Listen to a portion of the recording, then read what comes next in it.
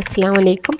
ഇന്ന് നമ്മൾ പഠിക്കാൻ പോകുന്നത് അസ്മാൽ ഹുസ്നയിലെ 4-ാമത്തെ നാമമായിട്ടുള്ള അൽ ഖുദ്ദൂസ്. അൽ ഖുദ്ദൂസിൻ്റെ അർത്ഥം പറയുകയാണെങ്കിൽ പരമപരിശുദ്ധൻ, ശുദ്ധനായവൻ, പവിത്രൻ, ഉന്നതനായവൻ. ഖുദ്ദൂസ് എന്ന് പറയുന്ന പരമപരിശുദ്ധൻ എന്നുള്ള ഈ ഒരു നാമത്തിലൂടെ സൂചിപ്പിക്കുന്നത് എന്താണെന്ന് വെച്ചാൽ അള്ളാഹുവിൻ്റെ സമ്പൂർണ്ണ പരിശുദ്ധിയെയാണ്. മാത്രമല്ല എല്ലാ സൃഷ്ടികൾക്കും മീതെയുള്ള അവൻ്റെ ശ്രേഷ്ഠതയും ഔന്നത്യവും ഒക്കെയാണ് ഈ ഒരു നാമത്തിലൂടെ സൂചിപ്പിക്കുന്നത്. ചുരുക്കി പറഞ്ഞാൽ നമുക്കിത് മനസ്സിലാക്കാൻ ഈ ഒരു നാമത്തിലൂടെ പറ്റുമെന്ന് വെച്ചാൽ അള്ളാഹുവിൻ്റെ സമ്പൂർണ്ണമായിട്ടുള്ള സ്വഭാവത്തെയാണ് ഇതിൽ ഊന്നി പറയുന്നത്. ഖുർആനിലെ 2 സന്ദർഭങ്ങളിൽ അള്ളാഹുവിനെ തന്നെ അൽ ഖുദ്ദൂസ് എന്നുള്ള നാമത്തിൽ വിളിക്കുന്നുണ്ട്. അപ്പോൾ നമ്മൾ എപ്പോഴും ഖുദ്ദൂസ് എന്നുള്ള അള്ളാഹിൻ്റെ ഈ ഒരു നാമം കേൾക്കുമ്പോൾ നമ്മൾ ചിന്തിക്കേണ്ടത് വെച്ചാൽ മനുഷ്യന്മാരെ പോലെ പോരായ്മകളോ കുറവുകളോ ഒന്നുമില്ലാത്തവനാണ് അള്ളാഹു എന്നുള്ളത്. നമുക്കറിയാം, നമ്മൾ മനുഷ്യന്മാർക്ക് ഇനി എത്ര നല്ലൊരാളാണെന്ന് പറഞ്ഞാലും കുറവുകളും പോരായ്മകളും പല രീതിയിലും എന്തെങ്കിലും ഉണ്ടാവും. ഒരാളും പൂർണ്ണമായിട്ടും പരിശുദ്ധനാവുന്നില്ല മനുഷ്യന്മാരിൽ.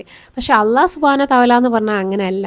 അവൻ 100% പരിശുദ്ധനായിട്ടുള്ള ഒരാളാണ്. അള്ളാഹ് എന്ന് പറഞ്ഞാൽ അള്ളാഹിൻ്റെ സൃഷ്ടികളോട് ഒരാളോട് പോലും ഒരു തരിമ്പ് പോലും അനീതി കാണിക്കാത്ത ആളാണ്. അത്രയും പരിശുദ്ധനായവനാണ് അള്ളാഹു എന്ന് പറഞ്ഞാൽ.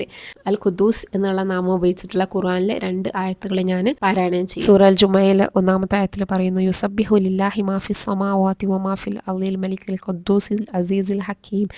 പിന്നെ സൂറ അശ്റിലെ 23-ാമത്തെ ആയത്തിൽ ഹുവല്ലദി ലാ ഇലാഹ ഇല്ലാ ഹുവൽ മലിക്കുൽ ഖുദ്ദൂസുസ് സലാമുൽ മുഅ്മിനുൽ മുഹൈമിനുൽ അസീസുൽ ജബ്ബാറുൽ മുതകബ്ബിർ സുബ്ഹാനല്ലാഹി അമ്മാ യുശ്രികൂൻ. അസ്സലാമു അലൈക്കും.